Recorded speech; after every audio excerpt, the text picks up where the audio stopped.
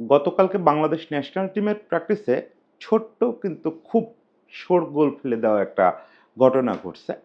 এটা ন্যাশনাল টিমগুলোর বা টিমগুলোর প্র্যাকটিসে হয়ে থাকে।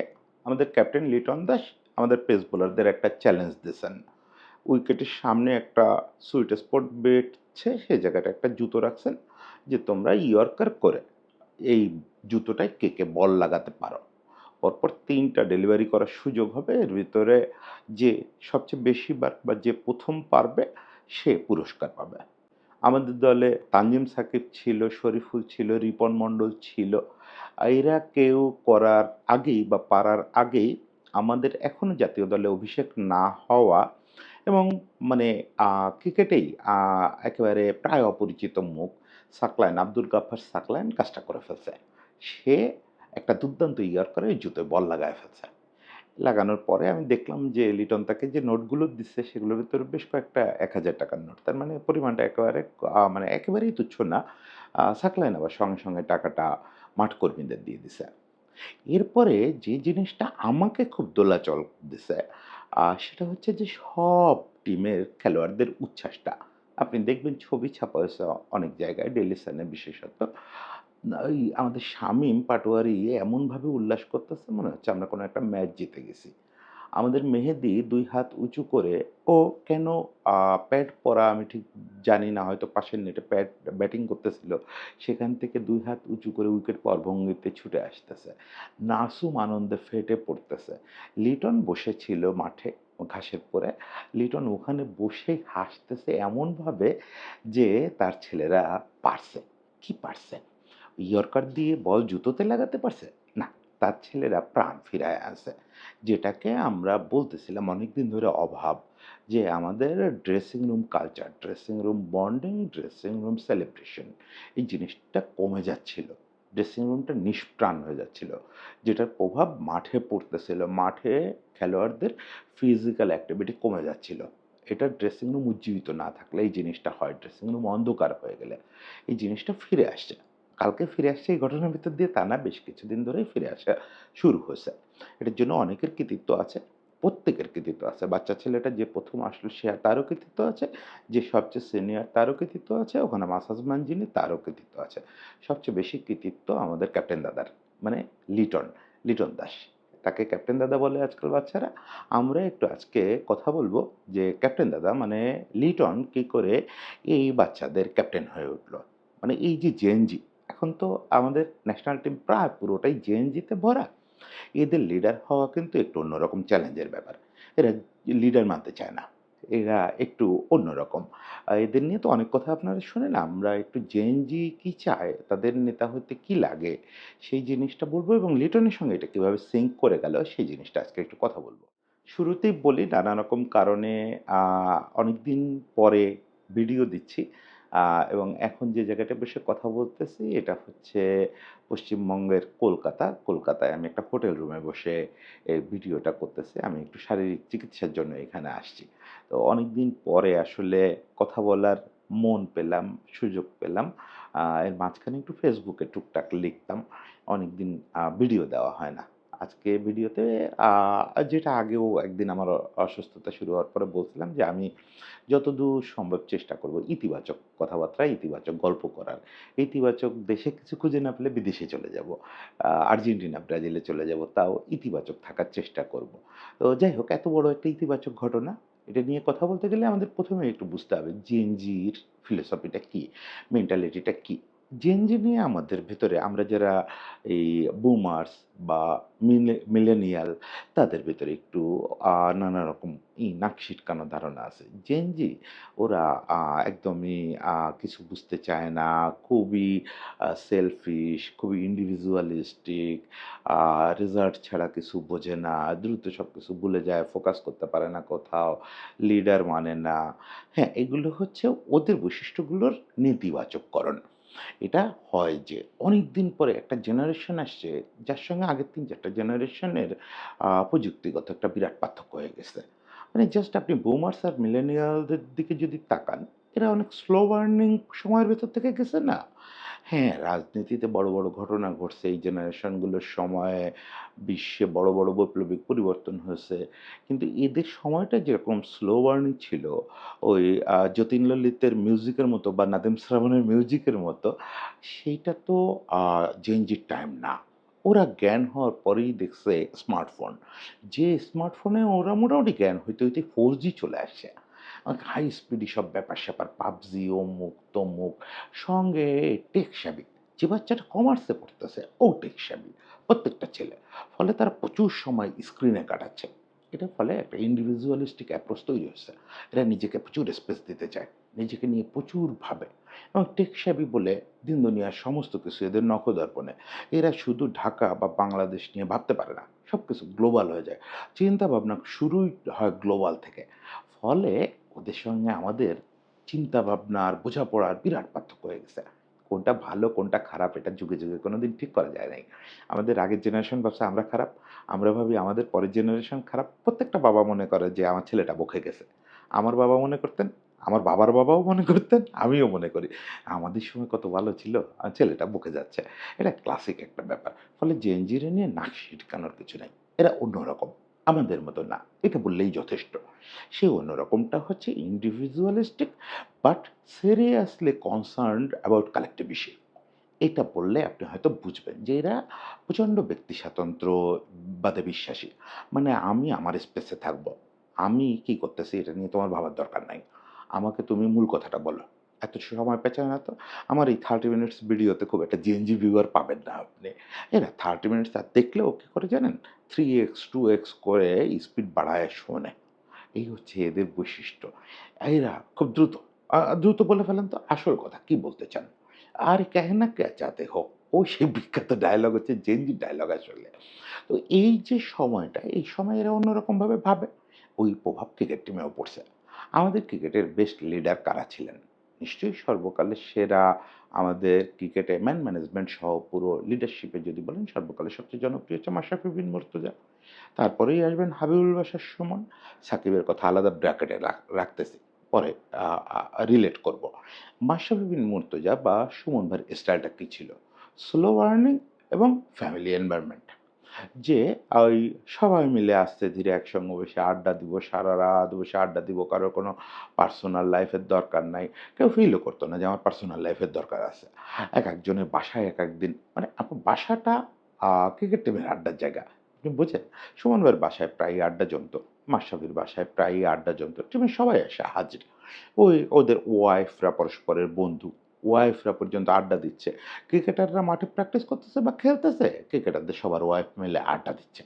একসঙ্গে শপিং এ যাচ্ছে। মানে ইট বিকামস আ ফ্যামিলি একেবারে লিটারেলি। এবং ধরেন মাশরাফি এবং সুমন ভাই দুজনের সময় এরকম দুটো ঘটনা ঘটছে যে একজন ক্রিকেটারের খুব গুরুত্বপূর্ণ ক্রিকেটার নামটা না বললেই প্রেম বিয়ে সংক্রান্ত সমাধান এটা টিম ঠিক সলভ করে ফেলছে। ক্যাপ্টেন সলভ করে ফেলছে। মানে দেয়ার ওয়াজ নো পার্সোনাল স্পেস। আমাদের কাছে এটা খুব রোমান্টিক। ওই জেনারেশনের কাছে ওইটা খুব রোমান্টিক। ওই সময় ওইটাই সত্যি ছিল। কিন্তু সময় বদলে গেছে। এখনকার ছেলেপেলে এত পার্সোনাল স্পেসে আপনাকে ঢুকতে দিবে না। আপনি যতই টিম হন, টিমের জন্য জীবন দিবে। কিন্তু ওই টিম আ এই টিম ম্যাটারকে অত একদম বেডরুমে ঢুকতে দেবে না। ওটা ড্রয়িং রুমেই থাকবে। আর এরা আরো কতগুলো জায়গায় ডিফারেন্ট। আমাদের সময়ে এই যে সবাই মিলে সংগঠন করা, সবাই মিলে আ একটু আমার এটা পছন্দ, আমার পছন্দের হচ্ছে এরা। মানে কোর গ্রুপ অমুক-তমুক, কে ভালো, কে মন্দ এইসব একটু গ্রুপিং করা অমুক-তমুক এগুলা বেশ পছন্দের ব্যাপার ছিল। এরা এগুলা ২ চোখে দেখতে পারে না। এই সবাই মিলে পলিটিক্স করা অমুক-তমুক। আমি বলি কি যে এরা হচ্ছে I hate politics generation এরা পলিটিক্স ঘৃণা করে, রাজনীতি পছন্দ করে। একটু বিভ্রান্তিকর না যে পলিটিক্সেরই তো বাংলা রাজনীতি। না, বাংলায় তো আমরা পলিটিক্স আর রাজনীতি একটু আলাদা অর্থে ব্যবহার করি। পলিটিক্স মানে হচ্ছে পরস্পরের পাছায় লাগা। এটাই আমরা বুঝে আসছি। এরা খুব পলিটিক্স করতেছে। আর রাজনীতি ওরা মনে করে একটা ফেয়ার জিনিস। রাজনীতি মানে রাস্তায় নেমে লড়াই করা, জাতির অধিকার আদায় করা। ওরা রাজনীতি পছন্দ করে, পলিটিক্স পছন্দ করে না। আমাদের দেশে তো সবকিছুতে পলিটিক্স, ক্রিকেটেও পলিটিক্স থাকে। অমুক ভাইয়ের জন্য একটু করতে হবে, তমুক ভাইয়ের জন্য একটু ফেসবুকে স্ট্যাটাস দিতে হবে। একটা স্ট্যাটাস দিলে ওটা কপি করে সবাই মিলে দিতে হবে। এগুলো একদম ঘেন্না করে। একদম ঘেন্না করে এরা। আ বা অমুক একটা ক্রাইসিস হয়েছে সবাই মিলে গিয়ে চলো বিদ্রোহের একটা অভিনয় করি। একদম ঘেন্না করে। এখন এই যে মাইন্ড সেটআপ আপনি যদি ওই মাশরাফির সময়ের মাইন্ড সেটআপ দিয়ে এদের লিডার হইতে যান, এরা আপনারে অ্যাকসেপ্ট করবে না। এবং মাঝে ২-৩ জন সে চেষ্টা করছে। অ্যাকসেপ্ট করে নাই কিন্তু।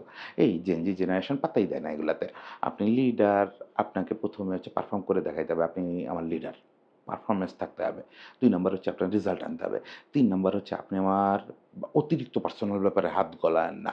৪ নাম্বার হচ্ছে আমারে দিয়ে পলিটিক্স করানোর চেষ্টা করেন না। আপনার মত আমার উপর চাপায়া দেন না। আমার নিজস্ব মত অনেক শক্তিশালী। আমি অনেক কিছু বুঝি। এইগুলো করতে গেলেই ওরা আর মানবে না। এখন আপনি যদি লিটনকে দেখেন, লিটন তাহলে সব শর্ত পূরণ করে না। লিটন নিজেই হচ্ছে জেনজি না হয়েও জেনজি মানসিকতার ছেলে। চরম ইন্ট্রোভার্ট একটা ছেলে। বাইরে কিচ্ছু করব না। ভিতরে যা করার করব। কোনো কিছুর প্রকাশ করব না। যা করার পারফরম্যান্স এ করতে হবে। যা করার রেজাল্ট ওরিয়েন্টেড। ফাও আলাপের দরকার নাই। পলিটিক্সরে ঘেন্না করি। পলিটিক্যাল কোনো অ্যাক্টিভিটিতে অংশ নিতেও হলে বাধ্য হয়ে মুখটা এমন বিকৃত করে রাখবো দেখলে যাতে সবাই বোঝে যে I hate this activities. এই হচ্ছে এদের সোজা বাংলা। লিটনের সময় ওদের সিঙ্ক করে গেছে। ওরা দেখছে দাদা হচ্ছে সেই লোক যে আমাদের রিপ্রেজেন্ট করে। ওই জেনারেশনের কিন্তু দাদা তো আসলে মানে দাদা যা করে ওইটা আমরা পছন্দ করি। দাদার মতো লিডারই আমাদের দরকার। তার মানে কি যে ওরা পারস্পরিক একদম কোনো যোগাযোগ নাই? মানে ওরা পরস্পরকে মোটিভেটেড করে না? পরস্পরের সঙ্গে আড্ডা দেয় না?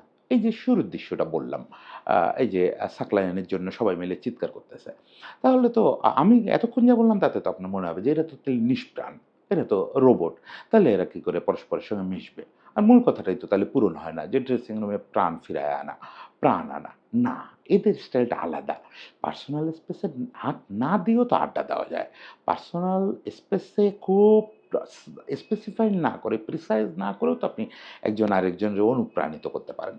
এখন অনুপ্রাণিত করার যে ভঙ্গিটা, আমাদের সময়ের ভঙ্গিটা, সেটা হচ্ছে যে একেবারে লেকচার দেওয়া শুরু করা। এই যে আমি যেটা করি, আমি একটা ৫ মিনিটের কথা, ২ মিনিটের কথা আরে ৩০ মিনিট ধরে বলি। আমাদের সময়ের স্টাইল এটা না। কিন্তু এদের কথা হচ্ছে যে, "ভাই আপনি বটম লাইনটা বলেন, বাকিটা আমি বুঝে নেব।" এখন লিটনরা হচ্ছে তাই। লিটন যখন একটা ক্রিকেটারকে বলে যে আজকের ম্যাচে তার পারফরম্যান্স নিয়ে, ও বিরাট একটা লেকচার দেয় না শাহরুখ খানের মতো। "ইয়ে আগলা ৭০ মিনিট তুমহারে জীবন কা" কি বলে? "সবচেয়ে গুরুত্বপূর্ণ সময় হতে যাচ্ছে অমুক-তমুক। একেবারে দেশের জন্য জীবন দিয়ে দিতে।" এত ভাই চাপাবাজি করেন না, আপনার কথা বুঝতেছি না। আ ও অরিজিনালি কি করতে হবে বলেন? এগুলো হচ্ছে সেরকম। লিটন প্রিসাইজলি প্রত্যেক ক্রিকেটারকে বলে দেয়। "তোর কাছ থেকে আজকে একটু ইকোনমি বোলিং চাই, তোর কাছ থেকে আজকে একটু উইকেট টেকিং বোলিং চাই। তুই শুরুতে গিয়ে পাওয়ার হিট করবি, তোর উইকেট নিয়ে ভাবার দরকার নেই, তুমি একটু উইকেট দেখে খেলো।" এখন তার মানে এই না যে ওর প্রত্যেকটা বলে বলে দেওয়া যে, "এই লেগের উপরে কর, এই ফুলার কর, ওই অমুক কর।" হ্যাঁ, হয়তো সে ডিরেকশন দিবে। কিন্তু অত চাপাবাজি টাইপের মোটিভেশন দিলে ওরা নিবে না। এই জায়গাটায় হচ্ছে ওরা এটাতেও লিরনের সঙ্গে সিঙ্ক। যে আমরা যেরকম চাই সংক্ষেপে মোটিভেট করা। সংক্ষেপে আমার কাজটা আমারে বুঝায় দেওয়া। এবং মোটিভেট করতে ২-৪ টা লাইন, ২-৪ টা এই যে ধরেন আপনার মনে হয়েছে যে টাকার পুরস্কার। না, সরাসরি রেজাল্ট ওরিয়েন্টেড। এখানে আমরা কেউ ক্যাপ্টেন হলে, আমাদের জেনারেশনের কেউ ক্যাপ্টেন হলে হয়তো বিরাট একটা লেকচার দিয়ে ফেলতো ৬০ মিনিটের। ইয়র্কার দেওয়ার উপকারিতা, অপকারিতা সম্পর্কে। রেতোবারে কেন আমাদের ইয়র্কার দিতে হবে? তোমরা ৪ জন পেসার আছো, বাংলাদেশের গর্ব। তোমাদের উপরে জাতি আজকে তাকায় আছে। আজকে তোমাদেরকে ইয়র্কার দিতে হবে। রেতোবারে ইয়র্কার দিলে আমরা রেতোবারে রান দিব না। দেখো মুস্তাক নেই দলে। ফলে আমাদের ওই সময় ইয়র্কারের উপরে খুব জোর দিতে হবে। তোমাদের প্রত্যেককে মুস্তার অভাবটা পূরণ করতে হবে। ধুর এত কথার দরকার আছে? ডাইরেক্ট কম্পিটিশনে নামায় দেন। ৪ টা বোলার আছে, কে ইয়র্কার পুরনো বলে ভালো দিতে পারে দেখে নেন। দেখে নিলে তার রিওয়ার্ড দিয়ে দেন। এই হচ্ছে এদের স্টাইল। এখন এই স্টাইল যে করতে পারে সে হচ্ছে ওদের লিডার। লিটন ওই জায়গাটা নিয়ে নিতে পারছে। কারণ লিটনের নিজের ইনহেরিটেন্ট স্টাইল হচ্ছে এটা। লিটন বাই এনি চান্স একটু পেছনে জন্মায়া গেছে। একটু আগে জন্মায়া গেছে। ফলে ও ওই আগের জেনারেশনের হয়ে ও জেন জি মানসিকতার। ফলে এদের সঙ্গে ওর সিঙ্ক করে গেছে। এইজন্য দাদা ক্যাপ্টেন হয়ে গেছে। এই জায়গাটায় ওই যে আগেই বলছি যে সাকিবের নামটা একটু ব্র্যাকেটে রাখেন। আরো আগে জন্মেছে আরেকজন জেন জি। সে হচ্ছে সাকিব আল হাসান। যার কথাটা বললাম না গ্রেট ক্যাপ্টেনদের আলোচনায়। বাংলাদেশের এই স্ট্যান্ডার্ড যদি আপনি প্রফেশনালিজম স্ট্যান্ডার্ড এবং জেন জি স্ট্যান্ডার্ডকে যদি আপনি একটা স্ট্যান্ডার্ড ধরেন, তাহলে এই স্ট্যান্ডার্ডে বাংলাদেশের গোল্ডেন ক্যাপ্টেন হচ্ছেন সাকিব আল হাসান। সে তার জমানায় চেষ্টা করছে আ ওই আ 60s থেকে 90s পর্যন্ত যে ক্যাপ্টেন্সি চলছে ওইটা থেকে সরে এসে এই স্টেট ক্যাপ্টেন্সি করতে। খুব বেশি পার্সোনাল স্পেসে না ঢুকে আ রিয়েলিটি দিয়ে ক্যাপ্টেন্সি করতে চেয়েছে। আ একটু কাঠখোট্টা। কিন্তু সবাই মিলে আবার সেলিব্রেট করা, সবাই মিলে আবার মজা করা, সবাই মিলে পুংটামি করা। কিন্তু পোংটামির টাইম পর্যন্তই। তারপরে যার, যার বাসায় যাও। ওয়াইফরে নিয়ে সময় কাটাও, গার্লফ্রেন্ডরে নিয়ে সময় কাটাও। এই যে অ্যাপ্রোচ, এটা সাকিব লিটনের নিজের আবিষ্কার করা অ্যাপ্রোচ না। ওর এটা অবশ্যই ইনহেরিটেন্ট। কিন্তু এই অ্যাপ্রোচটা আমরা আগে পেয়ে গেছি একবার। সেটা সাকিব আল হাসান। অত্যন্ত দুর্ভাগ্যজনকভাবে নানান টার্মোইল না ওর বেশটা দেখাইতে দেয় নাই আমাদেরকে ক্যাপ্টেন্সির। ১ম বার যখন ক্যাপ্টেন্সি পেল তখন তো বয়স এই সাকলায়েনদের চেয়েও কম। এই বয়সী একটা ছেলে সাকলায়েনদের চেয়ে কম মানে কি? এই নাহিদ রানাদের চেয়েও কম। বাচ্চা একটা ছেলে ক্যাপ্টেন্সি পেল। তখন করে দেখানোর সুযোগ পেল না। তার আগেই তার ক্যাপ্টেন্সি আবার কেড়ে নেওয়া হলো। তারপরে যে কয় দফা ক্যাপ্টেন্সি পাইছে প্রত্যেকবার টার্মোইল। ওই যে পলিটিক্স হইছে, রাজনীতি হয় নাই। নানা রকম পলিটিক্স ওকে ক্যাপ্টেন্সি সেরাটা দেখাইতে দেয় নাই। যে কারণে ও মিথে পরিণত হয় নাই। লিটনের সামনে সুযোগ আছে। আমি জানি লিটন মিথ হইতে চায় না এবং এরা মিথ হওয়া পছন্দও করে না। এই যে জেনজির আরেকটা বৈশিষ্ট্য আছে, এরা পারফরম্যান্সে যে বিশ্বাস করে। যদি কালকে সকালে উঠে ওদের মনে হয় যে লিটন দিয়ে হচ্ছে না, ওরা এই লিডারের উপর তা আস্থা তুলে নিবে। নেক্সট লিডারকে এটা নিয়ে ভাবার আগেই আস্থা তুলে নিবে। তখন ক্যাপ্টেন দাদা ওদের কাছে প্রাণ থাকবেন না। ফলে মিথ হওয়ার কেউ চেষ্টা না করাটাই ভালো। পারফরম্যান্স, প্রফেশনালিজম এবং প্যাশন এইটা দিয়ে যদি আপনি ড্রেসিং রুমটা চাঙ্গা রাখতে পারেন তার চেয়ে বড় কিছু আর নাই। এবং সেটা খুব জরুরি, খুবই জরুরি। কারণ ড্রেসিং রুম যদি চাঙ্গা না থাকে, এই পারস্পরিক বন্ডিং যদি না থাকে, একটা কম্পিটিশন হবে। সেই কম্পিটিশনের মধ্যে যদি সবাই সবাইকে কোঅপারেট না করে, সবাই সবারটা সেলিব্রেট না করে, তাহলে ওইটা টিম হতে পারে না। ফলে this is the best way for this generation. আর ওই যেটারে আমি বলতেছি ওইটা এখন চলে না। তার মানে আবার এইটা কেউ ধরে নিয়েন না যে মাশরাফি ভুল ছিল, সুমন ভাই ভুল ছিল। ওই সময়ের জন্য ওইটা কিন্তু বেস্ট ছিল। সময়ের সঙ্গে, সঙ্গে বেস্ট বদলাতে থাকে। এখনকার বেস্ট আমাদের ক্যাপ্টেন দাদা। এই শব্দটা আমি শুনলাম ১ম সাকলাইনের মুখে, পরে ক্রস চেক করতে গিয়ে দেখলাম বেশ কয়েকটা বাচ্চা নাকি এখন ক্যাপ্টেন দাদা বলে ডাকে। তো ক্যাপ্টেন দাদার জন্য শুভকামনা। সে তার এই লিগ্যাসিটা রেখে যাক। পরে কে জানে হয়তো দুনিয়া আবার বদলায় যাবে। নতুন কোনো স্টাইল দেখবো আমরা, নতুন কোনো স্টাইলের লিডার দেখবো। ততক্ষণ পর্যন্ত এই আলোটা জ্বালায় রাখার দায়িত্ব লিটনের। লিটনের জন্য অনেক শুভেচ্ছা।